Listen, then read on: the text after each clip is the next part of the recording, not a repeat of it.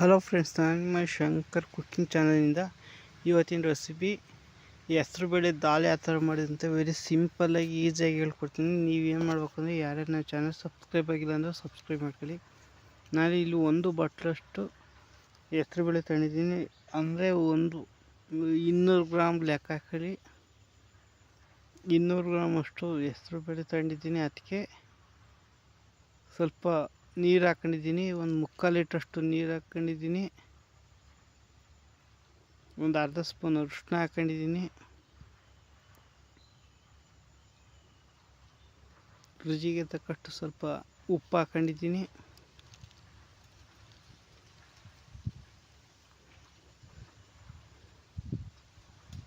ಇವಾಗ ಸ್ವಲ್ಪ ಅಚ್ಚ ಪುಡಿ ಲೈಟಾಗಿ ಹಾಕ್ಕೊಂಡಿದ್ದೀನಿ.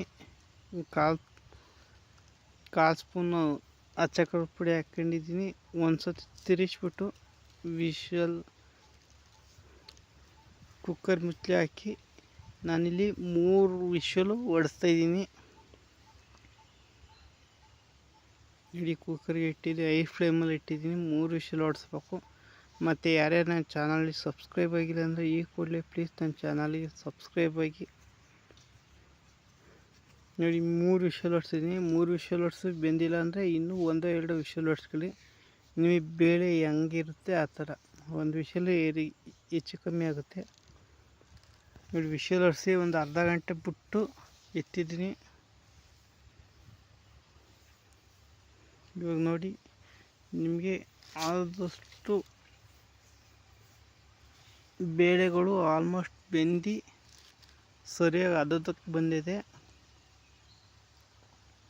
ಇಲ್ಲಿ ಅದಕ್ಕೆ ಬಂದಿದೆ ಅಂದರೆ ಫುಲ್ ನೈಸಾಗಿ ಅದೇ ಐತೆ. ನಾವೇನು ಸ್ನ್ಯಾಶ್ ಏನು ಮಾಡೋಂಗಿಲ್ಲ. ನೋಡಿ ಎಷ್ಟು ನೈಸ್ ಐತೆ ಅಂತ. ಇಷ್ಟು ನೈಸ್ ಆದ್ರೆ ಸಾಕು. ಮತ್ತು ಯಾರೇ ನನ್ನ ಚಾನಲ್ಗೆ ಸಬ್ಸ್ಕ್ರೈಬ್ ಆಗಿಲ್ಲ ಅಂದರೆ ಈ ಕೂಡಲೇ ನನ್ನ ಚಾನಲ್ಗೆ ಸಬ್ಸ್ಕ್ರೈಬ್ ಆಗಿ. ಇದೇ ಥರ ಇನ್ನೂ ವೀಡಿಯೋಗಳು ಈ ಚಾನಲ್ ಬರ್ತವೆ. ಕಂಟೆಂಟ್, ಟ್ರಾವೆಲ್ ಎಲ್ಲ ಬರ್ತವೆ. ದಯವಿಟ್ಟು ಚಾನಲ್ನ ಸಬ್ಸ್ಕ್ರೈಬ್ ಮಾಡಿ, ಅಷ್ಟೇ ನಾನು ಕೇಳ್ಕೊಳ್ಳೋದು. ಬನ್ನಿ ನೆಕ್ಸ್ಟ್ ಸ್ಟೆಪ್ಪಿಗೆ ಹೋಗೋಣ.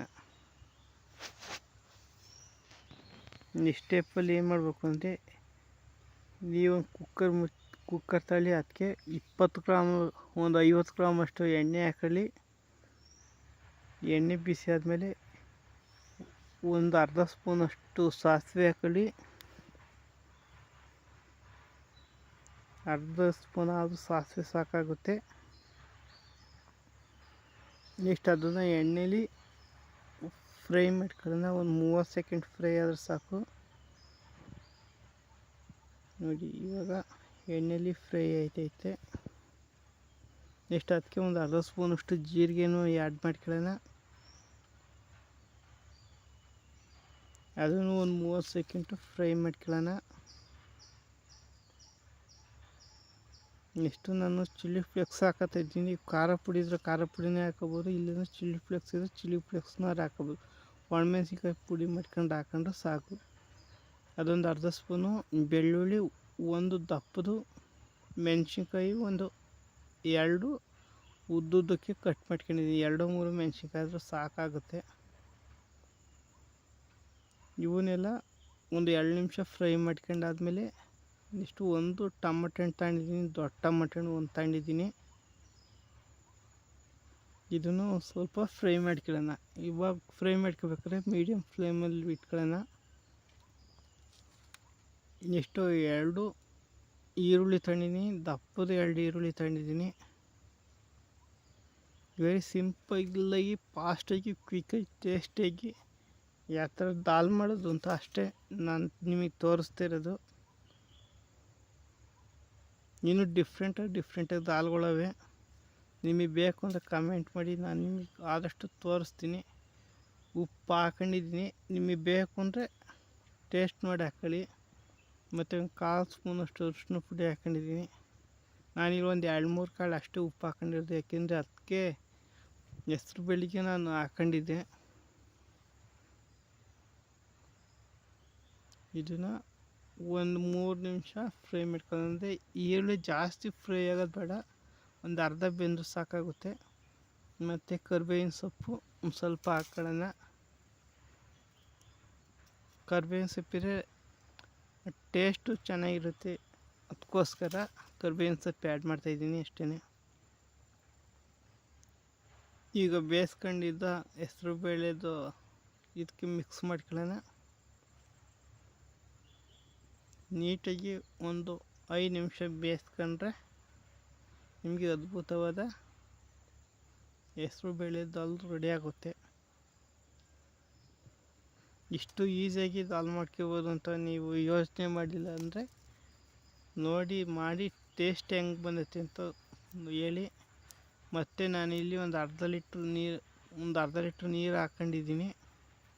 ನೋಡಿ ಫುಲ್ ಗಟ್ಟಿ ಆದದ್ದು ಚೆನ್ನಾಗಿರಲ್ಲ ಅಂತ ಒಂದು ಅರ್ಧ ಲೀಟ್ರ್ ನೀರು ಹಾಕೊಂಡಿದ್ದೀನಿ. ಟೋಟಲ್ 1/4 ಲೀಟ್ರ್ ನೀರಾದರೂ ಸಾಕಾಗುತ್ತೆ. ನೆಕ್ಸ್ಟು 1 ಸ್ಪೂನಷ್ಟು ಗರಂ ಮಸಾಲ ಹಾಕ್ಕೊಂಡಿದ್ದೀನಿ. ಗರಂ ಮಸಾಲ ಹಾಕ್ಕೊಂಡು ಈ ಥರ ನೀಟಾಗಿ ಹಿಂಗೆ ತಿರ್ಸ್ಕೋಬೇಕಾಗುತ್ತೆ. ಯಾವುದೇ ಕಾರಣಕ್ಕೂ ಚಿಲ್ಲಿ ಪೌಡ್ರ್ ಜಾಸ್ತಿ ಹಾಕೊಳ್ಳೋದು ಕೆಂಪಗಾಗ್ಬಿಡುತ್ತೆ. ಅದಕ್ಕೋಸ್ಕರ ನಾನೀಗ ಬೇಕಾದ್ರೆ ಹಸಿರು ಮೆಣಸಿನ್ಕಾಯಿ ಹಾಕಿ ಚಿಲ್ಲಿ ಫ್ಲೇಕ್ಸ್ ಹಾಕೊಳ್ಳಿ. ಈಗ ಸ್ವಲ್ಪ 2 ನಿಮಿಷ ಜಾಸ್ತಿ ಹೈ ಫ್ಲೇಮಲ್ಲಿ ಇಡೋಣ. ಯಾಕೆಂದರೆ ಗರಂ ಮಸಾಲ 1 ನಿಮಿಷ ಬೆಂದರೆ ಚೆನ್ನಾಗಿರುತ್ತೆ ಅಂತ.